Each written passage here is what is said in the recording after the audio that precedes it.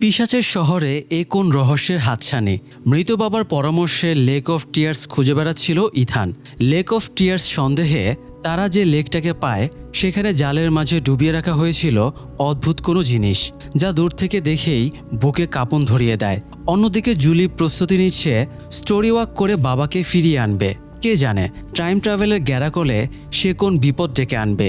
ভিক্টরের হঠাৎ খেয়াল হয় শহরের পরিবেশ ক্রমাগত বদলে যাচ্ছে। তুষারপাতের শহরে সবুজের হাতছানি।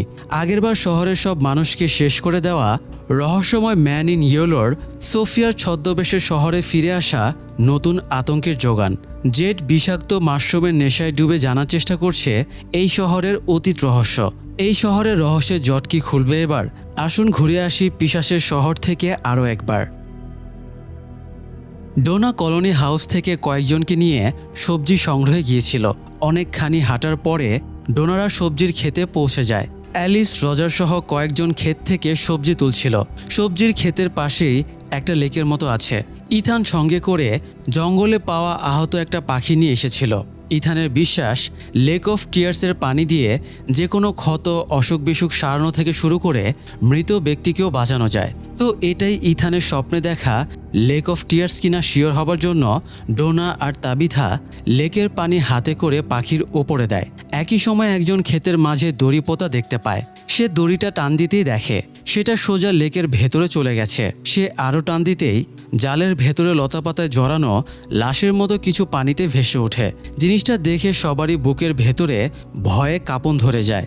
এমনিতেই এই শহরের প্রতিটা ধুলোকণায় পর্যন্ত আতঙ্ক ছড়িয়ে, তার উপরে এই জিনিসটা তাদের আরও আতঙ্কে ফেলে দেয়। ডোনা ওটাকে উপরে এনে দেখার কথা বললে রজার আতঙ্কে বিরোধিতা করে। তবে এলিস এবং প্যাটি নামের আরেকজন মহিলা ডোনার পক্ষে থাকায় তারা তিনজনে মিলে দড়িটা টেনে জিনিসটা ওপরে তুলে আনে। তুলে আনার পর দেখা যায় প্রচুর শ্যাওলা এবং জলজ লতাপাতায় জড়ানো তিনটা বিশাল সাইজের পুতুল। পুতুলগুলোর পেটের ভেতরে কিছু আছে কিনা দেখার জন্য ডোনা একটা পুতুলের পেট কেটে দেয়। তবে ভেতরে ফোম, তেনা, ন্যাকড়া ছাড়া কিছুই নেই। এগুলো দেখতে কিছুটা কাকতাড়ুয়ার মতো। তাই ডোনা ধারণা করে কৃষকেরা পাখিদের ভয় দেখিয়ে ফসল বাঁচাতে ক্ষেতের মাঝে কাকতাড়ুয়া বসায়। হতে পারে এই লজিকে এই তিনটা পুতুলকেও একই কারণে পানিতে ফেলে রাখা হয়েছে, যাতে অদ্ভুত প্রাণীগুলো পানিতে ওগুলো থেকে দূরে থাকে।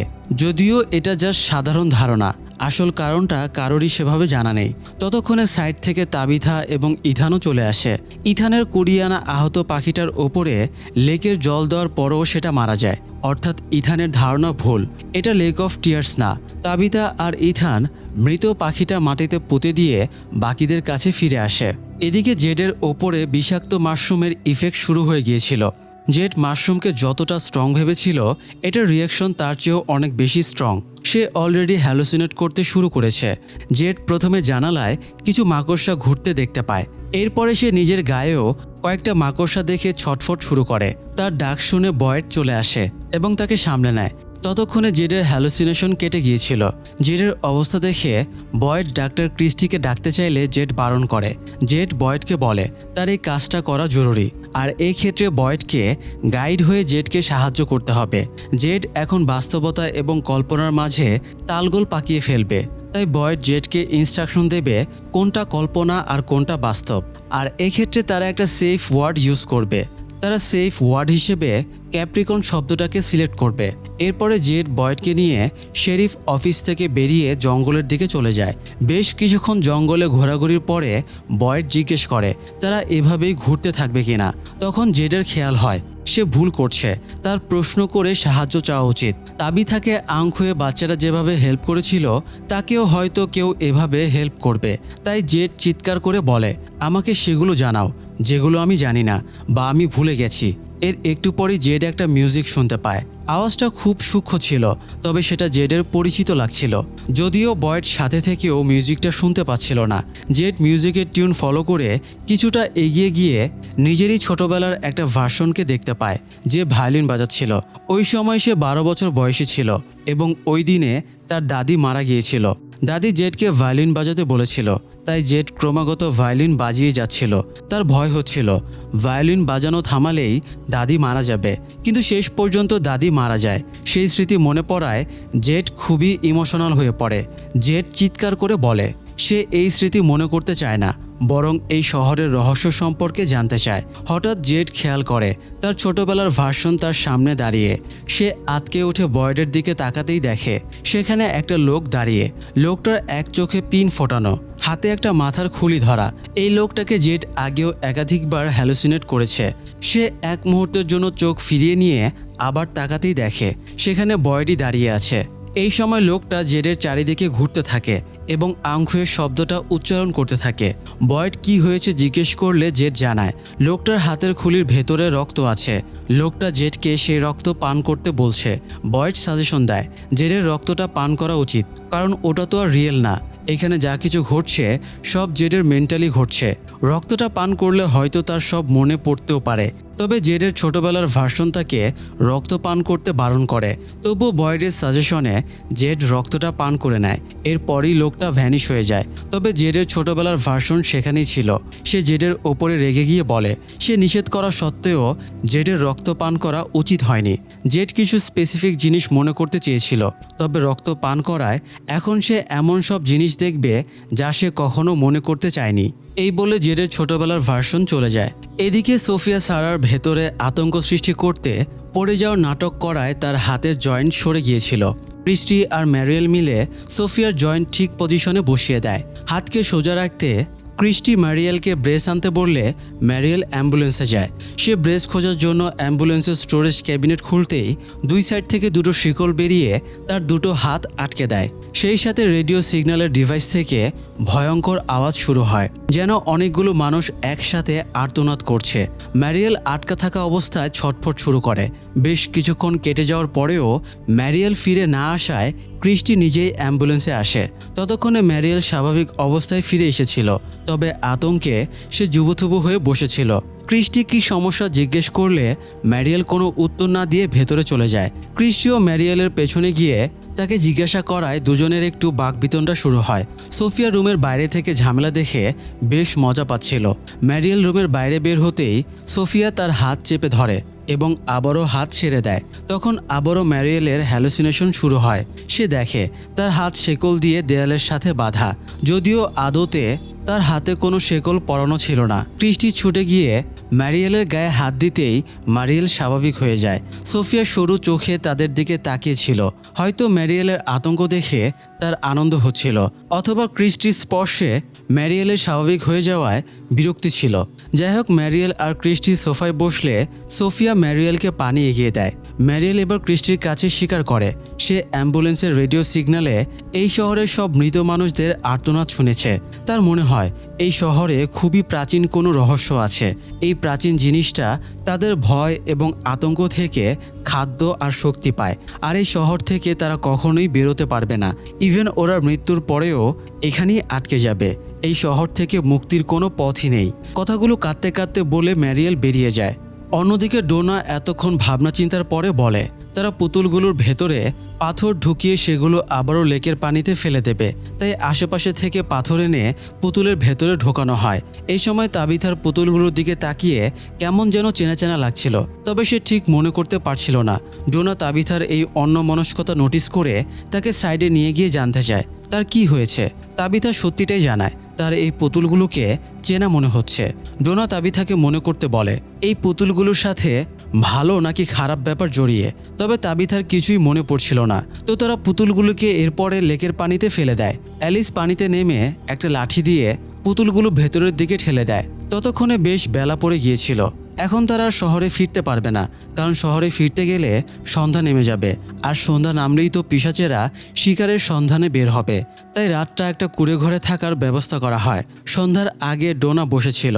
তখন ইথান ডোনাকে বলে ডোনার আশেপাশে থাকলে তার সেফ ফিল হয়। এছাড়া এমনিও ডোনার লিডারশিপ অ্যাবিলিটি ভালো, তা না হলে কলোনি হাউসের 47 জন মানুষকে কন্ট্রোলে রাখা সম্ভব হতো না। এদিকে তাবিথা একটা কাকতাড়ুয়ার মতো দেখতে স্ট্রাকচারের সামনে দাঁড়িয়ে মনে করার চেষ্টা করছিল ওই পুতুলগুলোর সাথে তার কি কানেকশন, তবে সে এখনও মনে করতে পারে না। রাতে তারা একটা কুঁড়ে ঘরে আশ্রয় নেয়। সবাই টুকটাক গল্প করছিল। এই সময় সবাই একটা গুনগুন আওয়াজ শুনতে পায়। এই গুনগুন আওয়াজেই তাবিথার মনে পড়ে যায় পুতুলগুলোর সাথে তার কি কানেকশন। তাবিথা জানায় ছোটবেলায় সে ওই পুতুলগুলো নিয়ে খেলতো এবং সেগুলোকে গান শোনাতো, তবে তার পুতুলগুলো তখন ছোট সাইজের ছিল। একদিন একজন রাগী লোক এসে তাবিতার হাত থেকে পুতুলগুলো কেড়ে নিয়ে বলে এগুলো তার দুঃস্বপ্নে এসে ভয় দেখায়। এই বলে রাগী লোকটা পুতুলগুলো লেকের ভেতরে ফেলে দিয়েছিল। পরবর্তীতে লোকটা মারা যায় এবং তার দুঃস্বপ্ন লেক থেকে বেরিয়ে আসে। ছোটবেলায় তাবিথা পাথরের ওপরে কিছু একটা দেখে ভয় পেয়েছিল। নট শিওর, বাট হতে পারে সে এই বিশাল সাইজের পুতুল দেখেই ভয় পেয়েছিল। যাই হোক, সেসব মনে পড়ায় তাবিথা আতঙ্কে অস্থির হয়ে যায়। সে বলে এই জায়গাটা সেফ না, তাদের এখান থেকে পালাতে হবে। তবে অন্যরা জানায় দরজার মুখে রক্ষাকবচ পাথর ঝোলানো আছে, কোনো খারাপ কিছু তাদের কাছে আসতে পারবে না। তবে তাবিথা বলে রক্ষাকবচ পাথর তাদেরকে পিশাচদের থেকে প্রোটেক্ট করবে। তবে এই পুতুলগুলো আরও সাংঘাতিক জিনিস। কথা শেষ করতে না করতেই একটা পুতুল দেয়াল ভেঙে ঢুকে পড়ে এবং প্রথমেই রজারকে অ্যাটাক করে তার বুক চিরে ভেতরে হাত ঢুকিয়ে দেয়। রজারকে বাঁচানোর সুযোগ না থাকায় বাকিরা পালিয়ে যায়। তবে পালানোর সময়ে তাদের আরেক সঙ্গী প্যাটি দলছুট হয়ে যায় এবং আরেকটা পুতুলের হাতে পড়ে যায়। সেই পুতুলটা প্যাটিকে টেনে হিঁচড়ে আগুনের কাছে নিয়ে গিয়ে প্যাটির মুখটা আগুনে ঠেসে ধরে। এ সময় অ্যালিস এসে ডাল দিয়ে পুতুলটাকে আঘাত করে প্যাটিকে উদ্ধার করে নিয়ে যায়। এতে পুতুলটা আগুনে পড়ে সেটার হাতে আগুন ধরে যায়। অন্যদিকে আরেকটা পুতুল ডোনাকে অ্যাটাক করে। তবে তাবিথা একটা সরু ডাল বা কিছু পুতুলের পিঠে ঢুকিয়ে এফরোফর করে দেওয়ায় পুতুলটা নিথর হয়ে যায়। তাবিথা বলে পুতুলদের প্রতিহত করার টেকনিক তার মনে পড়ে গেছে। এই সময় আগুন লাগা পুতুলটা তাদের দিকে এগিয়ে আসতে গিয়েও আবারও অন্যদিকে চলে যায়। আর কারো কোনো ক্ষতি না হলেও রজারকে আর বাঁচানো যায় না। এখানে আরেকটা ক্লু বলে রাখি, শহরের একটা কমন ব্যাপার হলো এখানে সবসময় 47 জন টিকে থাকতে পারে। যখনই নতুন কারো আসার সময় হয়ে যায় তখনই শহরের কেউ মারা যায়। তাই রজারের মৃত্যুতে হতে পারে নতুন কারো আগমন ঘটতেও পারে। যাই হোক, এদিকে হেনরি যখন থেকে ভিক্টরের কাছে জেনেছে ম্যান ইন ইয়েলো কতটা নির্মমভাবে মিরান্ডাকে মেরে তার মাংস খেয়ে ফেলেছে, তখন থেকে হেনরির মাথা খারাপ হয়ে গেছে। সে ভিক্টরের আঁকা মিরান্ডাকে মেরে ফেলা ড্রয়িংটা দেখছিল আর প্রচুর ড্রিঙ্ক করছিল। এক পর্যায়ে তার অবস্থা টালমাটাল হয়ে যায়। সে পাগলামি শুরু করে। কেনি এবং ভিক্টর মিলে হেনরিকে সামলে নেয় এবং রুমে নিয়ে আসে। কেনি কি সমস্যা জিজ্ঞেস করলে ভিক্টর নিজের মায়ের মৃত্যুর রহস্য কেনিকে জানিয়ে দেয়। কেনির মনে অবশ্য দুঃখ কম না, তার বাবা মা দুজনেই এই শহরে পিশাচের শিকার হয়েছে, অথচ সে দুজনের কারোরই মৃত্যুর সময়ে পাশে থাকতে পারেনি। যে নিজের বাবা মায়ের মৃত্যু যন্ত্রণা বয়ে বেড়াচ্ছে সে অন্যের বাবাকে মৃত্যু যন্ত্রণা ভুলে থাকতে হেল্প করছে। এর চেয়ে নির্মম ব্যাপার আর কি বা আছে। যাই হোক, অন্যদিকে জেড তার ছোটবেলার ভার্সনের পিছু ছাড়ে না। ছোট জেড রাগ করে চলে যাচ্ছিল, তবুও জেড তার পেছনে পেছনে গিয়ে জানতে চায় তার কথার অর্থ কী। জেড যেগুলো মনে করতে চায় না সেগুলোই তার মনে পড়বে, এটার মানে কি? তবুও ছোট জেড উত্তর না দিয়ে চলে যায়। হঠাৎ জেডের সবকিছু ঝাপসা লাগতে থাকে। সে বয়েডকে খোঁজে কিন্তু দেখতে পায় না। তবে কয়েক মুহূর্ত পরেই সব স্বাভাবিক হয়ে যায় এবং বয়েডকে তার পাশেই দেখতে পায়। এই সময় জেড ভায়োলিনের সুর শুনতে পেয়ে বয়েডকে নিয়ে সেদিকে এগিয়ে যায়। কিছু দূর গিয়ে তারা কলোনি হাউজের সামনে চলে আসে। সেখানে কয়েকজন লোক ভায়োলিন বাজাচ্ছিল আর এরা সবাই মৃত ছিল। এদেরকে জেড অতীতেও বেশ কয়েকবার হ্যালুসিনেট করেছিল। তবে একটু আগে জেড যে লোকটার হাতের খুলি থেকে রক্তপান করেছিল সেই লোকটাও এখানেই ছিল। জেড ছোট জেডকে জিজ্ঞেস করে এরা কারা? তখন ছোট জেড বলে তুমি ভালো মতোই জানো এরা কারা। ঠিক তখনই জেডের মনে পড়ে যায় এরা আসলে স্বয়ং জেড নিজেই, মানে এরা সবাই জেডের পূর্বজন্ম। জেড বিভিন্ন সময় জন্মেছিল এবং এই শহরে তার পদার্পণ হয়েছিল আর প্রতিবারই তাকে মরতে হয়েছে। তাদের মৃত ভাষণগুলো ক্ষত দেখে সে বুঝে যায় এদেরকে পিশাচেরা মারেনি, বরং এদেরকে কলোনির মানুষেরাই মেরে ফেলেছিল। ছোট জেড বলে শুধু এই কয়বারই না, বরং জেড আরও বহুবার জন্মেছে আর প্রতিবারই একই ঘটনা ঘটেছে। যখন মানুষ জেডের আসল পরিচয় জেনে যেত এবং জানতে পারত বাচ্চাদের আত্মা জেডকেই ডাকছে, তখন তাদের সন্দেহ হতো জেডই বাচ্চাদের মৃত্যুর জন্য দায়ী। তখন তারা জেডকে ঘৃণা ভরে হত্যা করত। জেড আতকে উঠে জিজ্ঞেস করে বাচ্চাদের সাথে তো তাবিথাও কানেক্টেড, তাহলে তার সাথে কি ঘটতো? ছোট জেড বলে তাবিথার সাথে আরও খারাপ ব্যাপার ঘটত। জেড ছোট জেডকে জিজ্ঞেস করে তার সাথে যদি বারবার একই ঘটনা ঘটে তাহলে এবার সে এমনটা ঘটা থেকে আটকাবে কিভাবে? আর এখান থেকে বের হবার কি কোনো পথ আছে? ছোট জেড কোনো উত্তর না দিয়ে দরজা খুলে কলোনি হাউজের ভেতরে ঢুকে যায়। জেডও তাকে পিছু করে ভেতরে ঢোকে। ছোট জেড কিছু স্টোরেজ মালসামানা দেখিয়ে সেগুলো সরাতে বলে, তাহলেই জেড পথ খুঁজে পাবে। জেড এবং বয়েড মিলে মালসামানা সরিয়ে দেখে ভেতরের দেয়ালে আরেকটা দরজা আছে। জেড দরজা খুলে দেখে ভেতরে লম্বা করিডর। সে ভেতরে এগিয়ে যাবার সময় দেখে বয়েড তার পেছনে নেই। এ সময় সে উপরে মাকড়সার জালে আবারও মাকড়সা দেখতে পেয়ে আটকে ওঠে। তবুও সামনের দিকে সে এগোতে শুরু করে। আরেকটু যেতেই সামনে একটা টানেল দেখা যায়। এ সময় বয়েড জেডকে যেতে বারণ করে। আচমকা বয়েডকে দেখে জেড চমকে ওঠে। বয়েড বলে টানেলের ভেতরে পিশাচেরা থাকে। সে জেডকে সেফ ওয়ার্ড ক্যাপ্রিকন বলে এবং বোঝায় এসব বাস্তব। এই বলে জেডকে সাথে আসতে বলে বয়েড পেছনে ফিরে যায়। তবে জেড দেখে ছোট জেড তাকে টানেলে যেতে বলছে, তাই জেড টানেলের ভেতরে চলে যায়। ভেতরে সে একটা জায়গা দেখতে পায় এবং ধারণা করে এখানে হয়তো বাচ্চাদের বলি দেওয়া হয়েছিল। সে ছোট জেডকে জিজ্ঞেস করে এখান থেকে সে শহরের বাইরে যাবার উপায় কিভাবে জানতে পারবে। সে এবং তাবিথা অতীতে বাচ্চাদের বাঁচানোর অনেক চেষ্টা করেছে, কিন্তু তারা ব্যর্থ হয়েছে। তাহলে এখন আবার বাচ্চাদেরকে সে কিভাবে বাঁচাবে, যেহেতু ওরা অলরেডি মরেই গেছে। জেড ছোট জেডের কাছে এই অভিশাপ থেকে মুক্তির উপায় জানতে চায়, তবে ছোট জেড উত্তর না দিয়ে চলে যায়। এই সময় চারিদিক থেকে পিশাচেরা এসে জেডকে ঘিরে ধরে এবং বলে তোমার বয়েডের কথা শুনে এখান থেকে চলে যাওয়া উচিত ছিল, কিন্তু তা করোনি। আসলে তুমি বরাবরের মতোই এখনও একটা বলদি রয়ে গেলে। এরপরে কয়েকটা পিশাচ জেডকে ধরে একটা খাঁজের ভেতরে ঢুকিয়ে পাথর দিয়ে আটকে দেয়। ভেতরে জেড একটা ছোট বাচ্চাকে দেখতে পায়। বাচ্চাটা আঙ্ক হয়ে শব্দটা বলতেই জেড আতঙ্কে চিল্লাতে শুরু করে।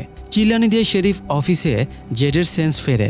সে নিজেকে এখানে দেখে বয়েডকে জিজ্ঞেস করে সে টানেল থেকে সোজা এখানে কিভাবে এলো। বয়েড বলে পুরোটা সময় জেড এখানেই ছিল, সে কোথাও যায়নি।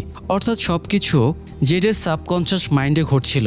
জেড প্রথমে নিজেকে শান্ত করে, তারপরে উৎফুল্ল হয়ে বলে সে জেনে গেছে বাচ্চাদের কিভাবে বাঁচাতে হবে এবং এটাও জেনে গেছে কিভাবে তারা এই শহর থেকে বেরিয়ে বাড়ি ফিরতে পারবে। বয়েড জেডের কথা শুনে কিছুটা আশার আলো দেখতে পায়। তবে জেডের কাছে যখন বয়েড শোনে তাদেরকে টানেলের ভেতরে যেতে হবে, তখন আবার বয়েড আশাহত হয়ে যায়। কারণ অনেকদিন আগে বয়েড নিজে দেখে এসেছিল ওই টানেলে ভয়ঙ্কর পিশাচেরা বাস করে। জেড বলে এখান থেকে উদ্ধার পেতে হলে ওই টানেলে যেতেই হবে, কারণ তার ধারণা যেহেতু বাচ্চাদেরকে ওই টানেলের ভেতরে স্যাক্রিফাইস করা হয়েছে, তার মানে ওখানে ওদের হাড়গোড় আছে। জেড মিশরের উদাহরণ টেনে বলে মিশরিয়ানরা রাজাদের পিরামিডের ভেতরে মমি করে রাখত, কারণ ওদের বিশ্বাস ছিল দেহ অক্ষত থাকলে তারা অমর হয়ে থাকবে। এই বিশ্বাস হয়তো এখানকার পিশাচদের ভেতরও কাজ করে। বাচ্চাদের আত্মা হয়তো ওই টানেলে আটকা আছে, এই জন্যই পিশাচেরা রাতের বেলায় টানেলের ভেতরে পাহারা দেয়। বাচ্চাদের আত্মা যদি মুক্তি পেয়ে যায় তাহলে এখানকার আটকে পড়া মানুষেরা হয়তো এই গোলকধাঁধা থেকে মুক্তি পেয়ে যাবে। কিন্তু বয়েড জেডের কথা বিশ্বাস করতে পারছিল না। জাস্ট জেডের হ্যালুসিনেশনের ওপর বিশ্বাস করে টানেলে যাওয়া মানে এক প্রকার সুইসাইড করা। জেড বুঝতে পারছিল না সে কিভাবে বয়েডকে বিশ্বাস করাবে। একটু ভাবার পরে জেড বলে আমি তো কখনো কলোনি হাউসের বেসমেন্টে যাইনি, তাই ওখানে কি আছে আমার জানার কথা না। আমি হ্যালুসিনেট করে একটু আগে কলোনি হাউসের বেসমেন্টে সিক্রেট দরজা দেখেছি, তাই আমরা যদি ওখানে চেক করতে যাই এবং সিক্রেট দরজাটা পেয়ে যাই তাহলে প্রমাণ হয়ে যাবে আমি সত্যি বলছি। বয়েড সিউরিটির জন্য জেডের কথা মেনে নেয় এবং কলোনি হাউসের উদ্দেশ্যে দুজনে বেরিয়ে পড়ে। কলোনি হাউসের বেসমেন্টে অ্যাকোস্টা বিভিন্ন জিনিস নিয়ে ঘাটাঘাটি করছিল। বয়েড তাকে এই কাজটাই দিয়েছিল যাতে এসব জিনিসপত্র ঘাটাঘাটি করে অ্যাকোস্টা কোনো ইনফরমেশন বের করতে পারে। তো ভেতরে জেড ঠিক হ্যালুসিনেশনের দৃশ্যের মতো মাল সাবানা পড়ে থাকতে দেখে সেগুলো সরাতে শুরু করে। বয়েডও তাকে হেল্প করছিল। দুজনের সব সরিয়ে ফেলার পরে দেখে পেছনে জাস্ট একটা দেয়াল, কোনো দরজা ফরজা কিছু নেই। জেড প্রচণ্ড আশাহত হয়। সে ব্যাপারটা মানতেই পারছিল না। তার ধারণা ছিল সে সবাইকে বাঁচানোর একটা উপায় পেয়ে গেছে, কিন্তু এখানে এসে তার সব হিসেব গোলমাল হয়ে গেল। বয়েডও জেডের ওপরে কিছুটা বিরক্ত হয়, তবে জেডের পুরো বিশ্বাস তার দেখা জিনিসগুলো পুরোপুরি মিথ্যা না। হয়তো তাকে বেসমেন্টের দরজা, বাচ্চাদের হাড় এগুলোর মাধ্যমে কোনো ইশারা দেওয়া হয়েছে। জেডের অকারণ বক বক বয়েডের ভালো লাগছিল না, কারণ জেড ঘুরিয়ে ফিরিয়ে টানেলে যাবার কথা বলছিল।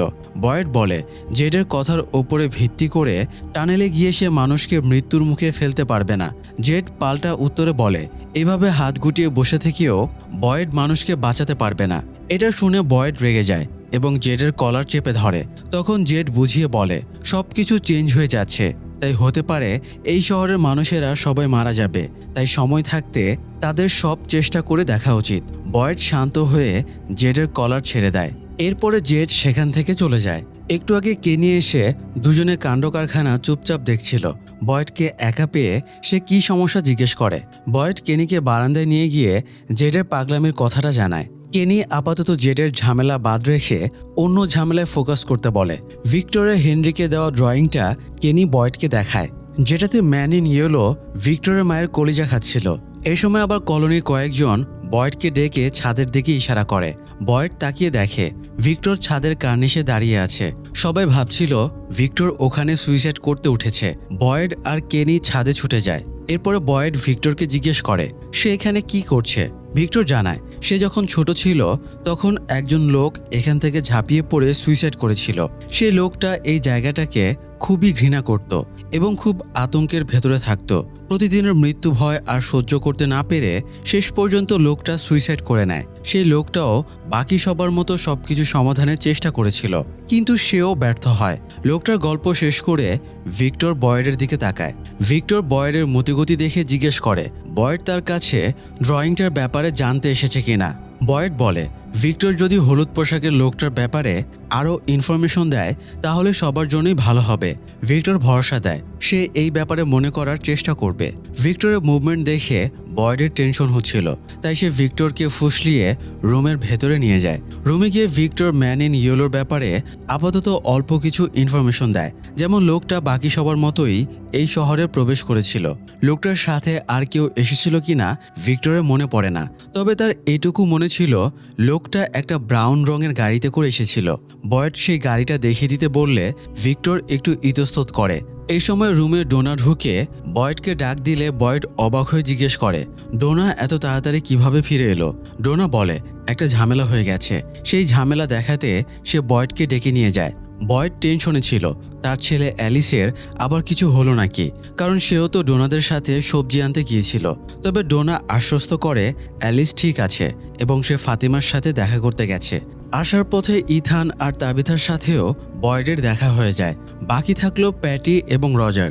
ডোনা জানায় প্যাটি আহত, তাই তাকে ক্রিস্টির কাছে চিকিৎসা নিতে পাঠানো হয়েছে, আর রজারের লাশটা তারা সাথে করে নিয়ে এসেছে।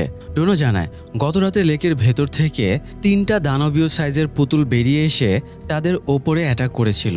এর ভেতরে একটা পুতুলকে তাবিথা মেরে ফেললে অন্য 2টা পালিয়ে যায়। তাবিথা যে জিনিস দিয়ে পুতুলকে মেরে ফেলেছিল সেই জিনিসটাও ওরা নিয়ে এসেছে। এটা মূলত কাকতারুয়ার স্ট্রাকচার বা কাঠের তৈরি টোটেম। ডোনা এবার রজারের লাশের ওপর থেকে কাপড় সরালে ওরা অবাক হয়ে যায়। রজারের চোখ মুখ সব পুতুলের মতো করে সেলাই করা।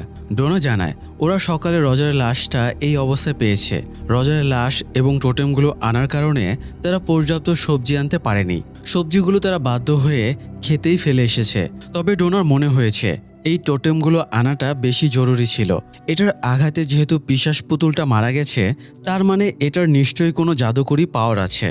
যাই হোক, এদিকে সারা রঙের ক্যান নিয়ে নিজের বাড়িতে ঢুকছিল। এ সময় জুলি তাকে পেছন থেকে ডাক দেয় এবং এতদিন সারার সাথে খারাপ ব্যবহারের জন্য ক্ষমা চায়।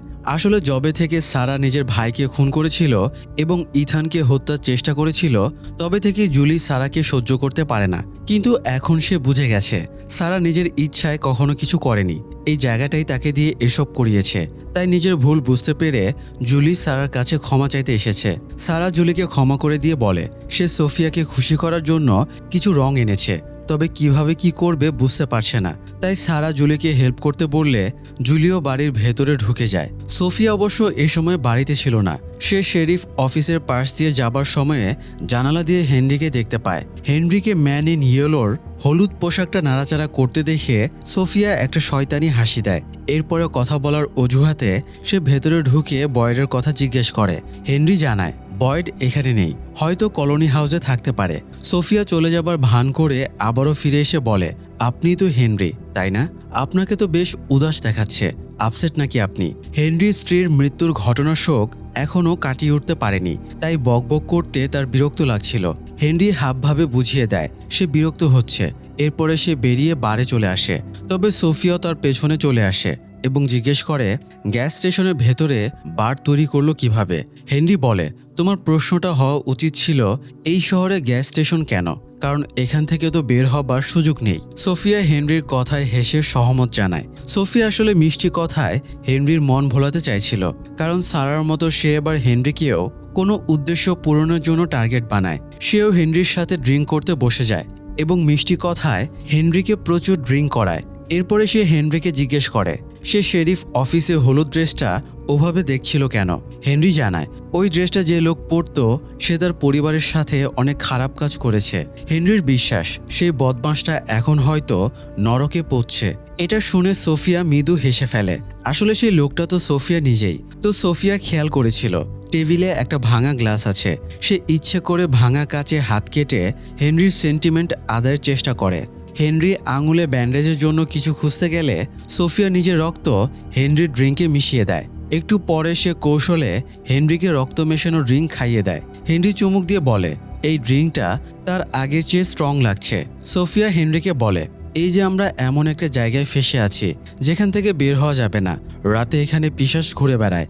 এগুলোর আসলেই কোনো সত্য ভিত্তি আছে? তোমার কি মনে হয় না এগুলো জাস্ট স্বপ্ন? হেনরি সোফিয়ার কথার কি উত্তর দেবে বুঝতে পারছিল না। এদিকে বয়েড, ডোনা, কেনি এবং তাবিথা জঙ্গলে ঘটনা নিয়ে আলোচনায় বসে। তাবিথা জানায় ছোটবেলায় এই পুতুলগুলো নিয়ে সে খেলা করত। একদিন এক লোক এসে পুতুলগুলো লেকের পানিতে ফেলে দেয়, কারণ এগুলোকে নাকি সে দুঃস্বপ্নে দেখত। একদিন লোকটা মারা যায়। এরপর থেকেই পুতুলগুলো সাইজে বড় এবং আক্রমণাত্মক হয়ে ওঠে, অনেকটা সেই মৃত লোকটার দুঃস্বপ্নের মতোই। এটা শুনে কেনি বলে ওঠে তারা যে দুঃস্বপ্ন দেখে সেগুলো বাস্তবে পরিণত হয়ে তাদের কাছে ফিরে আসে।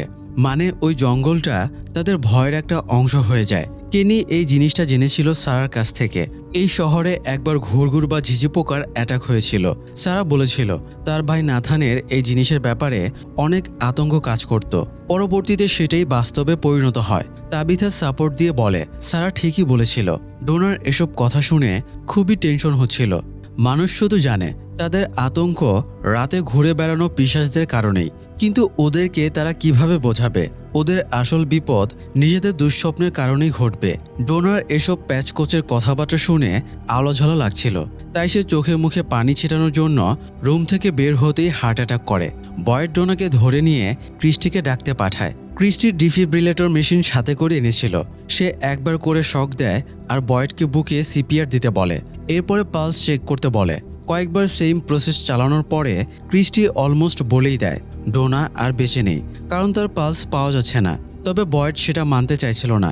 সে ক্রমাগত সিপিআর দিতেই থাকে এবং মৃত্যুকে চমকে দিয়ে ডোনার হার্টবিট এবং পালস ফিরে আসে। তার হার্টবিট বোঝার জন্য ক্রিস্টি অ্যাম্বুলেন্স থেকে কার্ডিয়াক মনিটর আনতে বলে, কিন্তু এটাতে পাওয়ার কানেকশন লাগবে। তাই বয়েড জেডের কাছে গিয়ে রেডিও টাওয়ারের এক্সট্রা তার কোথায় আছে জানতে চায়। জেড বয়েডকে নিয়ে ওই রুমে যায় যেখানে রজারের লাশটা রাখা ছিল। তারটা প্রায় রজারের পিঠের নিচে পড়েছিল। ওরা রজারের লাশ সরিয়ে তার বের করে আনে এবং মনিটরে পাওয়ার কানেকশন দেয়। তখন দেখা যায় ডোনার হার্ট রেট স্বাভাবিকই আছে, কিন্তু সে জেগে উঠছিল না দেখে বয়েড টেনশনে ছিল। ক্রিস্টি বলে ওরা জানে না ডোনার কতক্ষণ অক্সিজেন সাপ্লাই বন্ধ ছিল, তাই তার কখন জ্ঞান ফিরবে এটা সে নিশ্চিত করে বলতে পারছিল না। অনেকক্ষণ অপেক্ষার পরেও ডোনার জ্ঞান ফেরে না, তাই ক্রিস্টি বয়েডকে ডোনার কাছে বসতে বলে বাইরে চলে যায়। বয়েড ডোনাকে বলে তাকে ছাড়া বয়েড একা এতগুলো মানুষকে রক্ষা করতে পারবে না, তার ডোনাকে প্রয়োজন। তাই ডোনাকে সে কোনোভাবেই মরতে দেবে না। এই সময় বয়েড মৃত ফাদার রুদ্র খাত্রীকে হ্যালুসিনেট করে। ফাদার বয়েডকে আবারও গুলিয়ে দিচ্ছিল, তাই বয়েড ফাদারের সাথে তর্কাতর্কি শুরু করে। এরই মধ্যে ডোনার জ্ঞান ফিরে আসলে বয়েড ক্রিস্টিকে ডাক দেয়। ক্রিস্টি ডোনাকে চেক করে দেখে সে অনেকটাই স্বাভাবিক হয়ে উঠেছে। ডোনার জেগে ওঠার আনন্দ নিয়ে বয়েড বাইরে বেরিয়ে আসে। তখন সে আবারও ফাদার রুদ্র খাত্রীকে হ্যালুসিনেট করে। ফাদার ডোনার বেঁচে যাওয়া নিয়ে আনন্দ এবং রজারের মৃত্যুর জন্য আফসোস করছিল। বয়েড জানতে চায় সে শুনেছে মানুষের মৃত্যুর পরে তার ভয় এবং দুঃস্বপ্ন জঙ্গলের অংশ হয়ে যায়। কথাটা সত্যি কিনা? ফাদার বলে এটা সত্য হতেও পারে। এবার বয়েড জিজ্ঞেস করে জেডের ভাষ্য মোতাবেক টানেলের ভেতরে আসলে কি বাচ্চাদের হাড়গোড় আছে? ফাদার জানায় সে এই ব্যাপারে শিওর না, সে শুধু এটুকু জানে তাদের হাতে সময় খুব কম।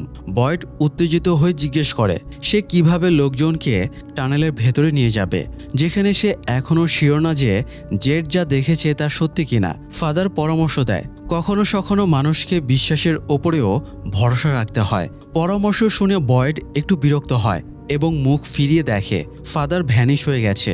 বয়েডের ধৈর্যের বাঁধ ভেঙে যাচ্ছিল, তাই সে একটা বড় হাতুড়ি নিয়ে জেডের দেখা কলোনি হাউসের বেসমেন্টে চলে যায়।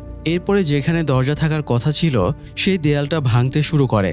আওয়াজ শুনে জেডও সেখানে চলে আসে। দেয়ালটা ভাঙতেই দুজনে হতভম্ব হয়ে যায়, কারণ দেয়ালের আড়ালে সত্যি একটা দরজা ছিল। অর্থাৎ মাশরুমের পয়জনের ইফেক্টে জেড যা দেখেছে তাই সত্যি হয়ে বেরিয়ে আসছে। বয়েড বলে এবার তাদের একটা প্ল্যান বানাতে হবে। জেড র্যান্ডালকে নিয়ে কলোনি হাউসের বেসমেন্টের দরজার সামনে যায় এবং র্যান্ডাল ধাক্কাধাক্কিতে দরজা খোলার চেষ্টা করে, তবে সেটা বেশ শক্তভাবে আটকে রাখা হয়েছিল। জেড র্যান্ডালকে ধাক্কাধাক্কি করতে নিষেধ করে এবং দরজায় একটা রক্ষাকবচ পাথর ঝুলিয়ে দেয়, যাতে দরজা ভেঙে পিশাচেরা কলোনি হাউসের ভেতরে ঢুকে যেতে না পারে। এদিকে জুলি অনেকক্ষণ পরে বাড়ি ফেরে। লেকের ধারের ঘটনার ব্যাপারে জুলি এখনও কিছু শোনেনি। তাবিথা এবং ইথান জুলিকে জানায় কিভাবে লেকের ভেতর থেকে দানবাকৃতির পুতুল উঠে এসে তাদেরকে অ্যাটাক করেছিল, আর কিভাবে তাবিথা একটা ভুদু টোটেম দিয়ে একটা পুতুলকে হত্যা করেছিল। জুলি মাকে জিজ্ঞেস করে সে কিভাবে জানলো এই টোটেম দিয়েই পুতুলকে মারা যাবে। তাবিথা জানায় তার হঠাৎ মনে পড়েছিল। তো এরপরে তাবিথা ইথান এবং জুলিকে তার সত্যটা জানায় যে তার এই শহরে বহুবার আবির্ভাব হয়েছে। প্রতিবার পুনর্জন্ম নিয়ে সে এই শহরে ফিরে এসেছে, আর গত জন্মে সে মিরান্ডা হয়ে এই শহরে এসেছিল, মানে গত জন্মে সে ভিক্টরের মা ছিল। অন্যদিকে বয়েড হেনরি আর ভিক্টরকেও একই সত্যটা জানিয়ে দেয়। এখন এই মুহূর্তে ওদেরকে সত্যটা জানানোর আদৌ কোনো প্রয়োজন ছিল কিনা সেটা তো পরের ব্যাপার। তবে হেনরি ব্যাপারটা সহজভাবে নিতে পারে না, কারণ মিরান্ডার রিপ্লেসমেন্ট হিসেবে সে কাউকে মানতেই পারে না। হেনরি তো এমনিতেই মিরান্ডার মৃত্যুর ঘটনা জানার পর থেকে টালমাটাল হয়েছিল, তার উপরে আবার মিরান্ডা তাবিথা হয়ে পুনর্জন্ম নিয়েছে শুনে তার মাথা আরও আলোঝালো হয়ে যায়। তবে ভিক্টর বয়েডের কথা মেনে নেয়, কারণ অ্যাটলিস্ট সে তো এই শহরের রহস্য কিছু হলেও বোঝে। ভিক্টর বয়েডকে সতর্ক করে দেয় তাদের ম্যান ইন ইয়েলোকে খুঁজে বের করতে হবে। সে যদি আগেরবারের মতো আবারও ফিরে আসে তাহলে সব ধ্বংস হয়ে যাবে। যাই হোক, এরপরে বয়েড এবং জেড কলোনি হাউসের সবাইকে মিটিংয়ে ডাকে। তারা সবাইকে জেড এবং তাবিথার সিক্রেট জানিয়ে দেয়। দুজনে বারবার এই শহরে ফিরে এসেছে। তারা আংখুয়ে বাচ্চাদের কান্নার আওয়াজ শুনতে পায়। এই সব কথাই জানিয়ে দেয়। যদিও ব্যাপারটা জানানো উচিত হচ্ছে কিনা এটাও একটা প্রশ্ন, কারণ জেডের ছোটবেলার ভার্সন জেডকে সতর্ক করে দিয়েছিল প্রতিবার জেডের মৃত্যু ঘটেছিল কলোনির লোকেদের হাতেই। কারণ এই সত্যগুলোর জন্যই তারা জেড এবং তাবিথাকে ভুল বুঝেছিল। যাই হোক, ক্রিস্টি প্রশ্ন তোলে জেড হয়তো মাশরুমের বিষক্রিয়ার জন্য ভুলভাল দেখেছে। তবে বয়েড জানায় জেড যা দেখেছে সবই হয়তো ভ্যালিড, কারণ বেসমেন্টের দেয়ালের আড়ালে সিক্রেট দরজা আছে এই ব্যাপারে কেউ জানতো না। জেডের মাশরুম ট্রিপের মাধ্যমেই এটার ব্যাপারে জানা গেছে, তাই ব্যাপারটাকে পুরোপুরি অবান্তর বলে এড়িয়ে যাবার সুযোগ নেই। এছাড়াও বয়েড জিমের মৃত্যুর কথা উল্লেখ করে বলে জিমের যেখানে লাশ পাওয়া গিয়েছিল সেই দেয়ালে লেখা ছিল বেশি জেনে যাওয়ার ফল ভালো হবে না। এই মেসেজ দিয়ে হয়তো জেড আর তাবিথাকে সতর্ক করা হয়েছিল, কারণ শত্রুরা জানতো জেড আর তাবিথার একদিন সব মনে পড়ে যাবে। বয়েড লজিক দেখায় যখন শত্রুরা তোমাদের ভয় দেখিয়ে দমিয়ে রাখার চেষ্টা করবে তখন ধরে নেবে শত্রু নিজেই তোমাদেরকে ভয় পাচ্ছে। সোফিয়াও এই সময়ে কলোনি হাউসের বাকিদের সাথেই চুপচাপ দাঁড়িয়ে সবকিছু শুনছিল। এ সময় আবার মাতাল হেনরি এসে বাউল শুরু করে। এরা যা বলছে সব মিথ্যা, কোনো কথার ভিত্তি নেই। এসব বলে হেনরি বাইরে চলে গেলে জেড এগিয়ে গিয়ে তাকে বোঝানোর চেষ্টা করে মিরান্ডা সত্যি বাচ্চাদের বাঁচাতে চেয়েছিল। তবে হেনরি মিরান্ডার ব্যাপারে কিছু শুনতে প্রস্তুত ছিল না। সে জেডকে বলে জেড যতই চেষ্টা করুক কোনো লাভ নেই, সে এখানকার মানুষদের কষ্ট ছাড়া কিছুই দিতে পারবে না। এই বলে হেনরি চলে যায়। বয়েড জেড এবং কেনিকে ডেকে নিয়ে গিয়ে পার্সোনাল মিটিং করে। জেডের কথা মতো টানেলে গিয়ে বাচ্চাদের হাড় তুলে আনতে হলে তাদের প্রপার প্রস্তুতি নিয়ে তবেই যেতে হবে। তাই টানেল এবং পিশাচের ব্যাপারে জানার জন্য তাদেরকে জিজ্ঞাসাবাদ করতে হবে যারা টানেলে ঢুকেছিল। বয়েড এবং কেনি তো টানেলে ঢুকেছে, এছাড়া জেড ও মাশরুম ট্রিপের মাধ্যমে সাবকনসিয়াস মাইন্ডে টানেলে ঘুরে এসেছে। আর এরা বাদে ভিক্টরের টানেলে যাওয়া আসা ছিল। তাছাড়া তাবিথাদের বাড়ি ধসে পড়ার পরে সেও টানেলে ঢুকেছিল। বয়েড তাবিথা এবং ভিক্টরের কাছেও ইনফরমেশন কালেক্ট করতে বলে। এছাড়াও জেডকে টানেলের একটা ম্যাপ তৈরির নির্দেশ দেয়, যাতে টানেলের সবগুলো এন্ট্রি এবং এক্সিটের ব্যাপারে জানা যায়, তাদের কতটুকু ঘুরতে হবে এবং কি টেকনিক ইউজ করলে সেখান থেকে বেঁচে ফিরতে পারবে সব পসিবিলিটি ভেবে দেখার নির্দেশ দেয়। এছাড়া বয়েড র্যান্ডালকেও জিজ্ঞাসাবাদ করতে বলে, কারণ বাসে সে অনেকগুলো রাত কাটিয়েছিল, তাই সে পিশাচদের খুব কাছ থেকেই দেখেছে। এই জন্য তার হয়তো পিশাচদের বিহেভিয়ার চালচলন সম্পর্কে জানা থাকবে। সর্বোপরি বয়েডেরা টানেলে নামার আগে ঠিক যুদ্ধক্ষেত্রে যাবার মতোই প্রস্তুতি নিয়ে যাবে। তো মিটিং শেষ করে বয়েড বাইরে বের হলে অ্যাকোসের সাথে দেখা হয়। সে অ্যাকোসটাকে ম্যান ইন ইয়েলোকে খোঁজার নতুন টাস্ক দেয়। সে হিন্টস দেয় ম্যান ইন ইয়েলো হলুদ স্যুটে 70-এর দশকে এই শহরে এসেছিল। অ্যাকোস্টাকে সে স্টোরেজে ফিরে গিয়ে এই ব্যাপারে সার্চ করতে বলে। অ্যাকোস্টা চলে যাবার আগে বয়েডকে একটা ক্যামেরা দিয়ে যায়, যেটা সে স্টোরেজ রুমে পেয়েছিল। বাইরের পৃথিবী থেকে আসার সময়ে কেউ একজন এই ক্যামেরাটা নিয়ে এসেছিল। তো রুমে গিয়ে বয়েড ক্যামেরার ফটোগুলো স্ক্রল করে দেখছিল। ক্যামেরাতে সুইজারল্যান্ডের ওশিনিয়ান হ্রদ, নিউ ইয়র্ক সিটির স্ট্যাচু অফ লিবার্টি এবং টুইন টাওয়ার, যেটা 2001 সালে হামলায় ধ্বংস হয়ে গিয়েছিল, সেটার ফটো ছিল। তবে ফটো স্ক্রল করতে গিয়ে একটা ফটো দেখে বয়েড চমকে ওঠে, কারণ ফটোতে তাকে এবং তার স্ত্রী অ্যাবিকে দেখা যাচ্ছিল। বয়েড চমকে উঠে চোখ থেকে ক্যামেরা সরিয়ে আবারও তাকিয়ে দেখে সেই ফটোটা আর নেই। বাকি সব ফটোই আছে, শুধু তার আর অ্যাবির ফটোটা নেই। বয়েড বুঝতে পারে তার আবারও হ্যালুসিনেশন হয়েছে। এই সময় ক্রিস্টিকে ডোনার রুম থেকে বের হতে দেখে বয়েড সতর্ক হয়ে যায়। ক্রিস্টি বয়েডকে জিজ্ঞেস করে সে এখনও হ্যালুসিনেট করে কিনা। তবে বয়েড তাকে মিথ্যা বলে যে তার আর কোনো সমস্যা হয় না। ক্রিস্টি বয়েডকে সতর্ক করে দেয়, কারণ বয়েডের ওপরেই এই শহরের সবাই নির্ভরশীল। সিকিউরিটির জন্য ক্রিস্টি বয়েডকে একসময় হাসপাতালে এসে চেক আপ করে যেতে বলে। এরপরে বয়েড ডোনার সাথে দেখা করে এবং তার শারীরিক অবস্থা কেমন জানতে চায়। ডোনা জানতে চায় রজারকে দাফন করা হয়েছে কিনা। বয়েড জানায় কবরস্থানে নতুন কবর দেওয়ার মতো আর জায়গা নেই, তাই রজারকে এখনও দাফন করা হয়নি। তার নতুন জায়গা খুঁজে তারপরে রজারকে দাফন করবে। এটা শুনে ডোনা একটু বিরক্ত হয়।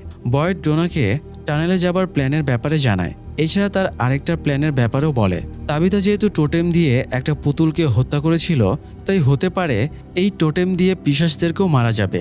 এই জিনিসটাই বয়েড আজকে রাতে টেস্ট করে দেখবে। সে একটা পিশাচকে টোটেম দিয়ে ঘায়েল করে দেখবে সে মরে কিনা। এই আইডিয়াটা ডোনার তেমন পছন্দ হয় না, কারণ আগেও বয়েড স্মাইলি পিশাচকে হত্যা করেছিল। পরে স্মাইলি ফাতিমার গর্ভে জন্ম নিয়েছিল, তাই সেম ঘটনা আবারও ঘটবে কিনা এই নিয়ে ডোনা চিন্তিত ছিল। তবে বয়েড নিজের সিদ্ধান্ত নিয়ে ফেলেছে। সে একটা টোটেম নিয়ে বেরিয়ে যায়। সোফিয়া আবার সেটা নোটিস করে বুঝতে পারে বয়েড কোনো সাংঘাতিক প্ল্যান করছে। টোটেম নিয়ে বাইরে এসে বয়েড ছেলে অ্যালিসকে নিজের প্ল্যানটা বলে। রাতে পিশাচেরা বের হলে বয়েড যে কোনো একটাকে টার্গেট করবে। এরপরে সুযোগ বুঝে শেরিফ অফিস থেকে ছুটে বেরিয়ে সেই পিশাচকে টোটেম দিয়ে ঘায়েল করবে। তারপরে আবারও শেরিফ অফিসে ফিরে এসে দরজা বন্ধ করে দেবে। তবে বাই চান্স যদি সে শেরিফ অফিসে ফিরতে না পারে, তাহলে আশেপাশে যে ঘরগুলো আছে তার যে কোনো একটাতে ঢুকে যাবে। তাছাড়া বাইরে বাসও রাখা আছে, সেই বাসে রক্ষা কবচ পাথরও ঝুলানো আছে, তাই প্রয়োজনে বাসে উঠেও সেফ থাকা যাবে। তবে এলিস বাবার আত্মঘাতী সিদ্ধান্তকে পুরোপুরি মানতে পারছিল না। যাই হোক, এদিকে ভিক্টর তাবিথা এবং ইথানের কাছে গিয়ে বলে সে ম্যান ইন ইয়েলোর ব্যাপারে ইনফরমেশন জোগাড় করতে যাবে। তবে তার একা ভয় লাগছিল, তাই সে ওদেরকেও সাথে যাবার জন্য রিকোয়েস্ট করে। এরপরে তিনজনে পরিত্যক্ত গাড়ির ভাগারে চলে যায়। সেখানে একটা গাড়িকে দেখিয়ে ভিক্টর বলে এই গাড়িতে করেই ম্যান ইন ইয়েলো এই শহরে এসেছিল। তাবিথা গাড়ির ডিকি চেক করে, তবে সেখানে তেমন কিছুই ছিল না।